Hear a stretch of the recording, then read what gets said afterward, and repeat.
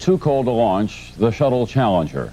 As NBC's Robert Hager reports now, the question was raised today at the Senate subcommittee hearing on last month's explosion.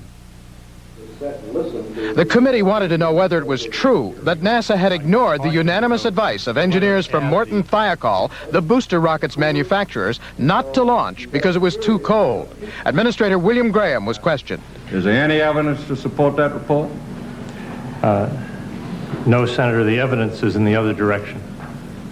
No evidence whatsoever to support it as far as you know. That's right, Senator.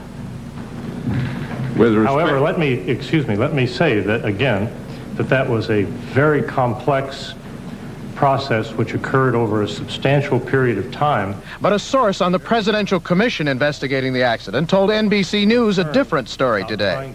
The source said Thiokol had run tests only recently, which indicated the rocket's O-rings would not perform well in colder temperatures.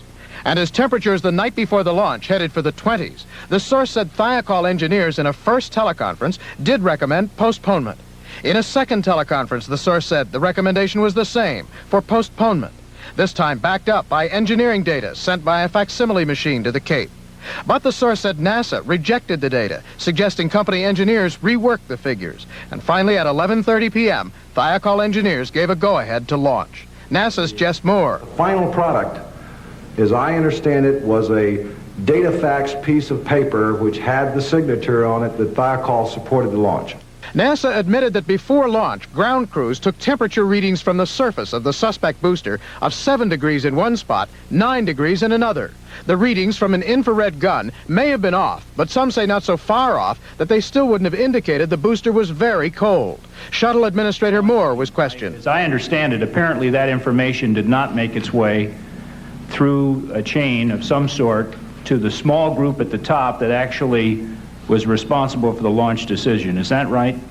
Mr. Moore? That's I think, a correct assessment as we understand it right now. The Presidential Commission said it will soon hold a public session to question both NASA and Morton Thiokol officials to find out just who said what before launch.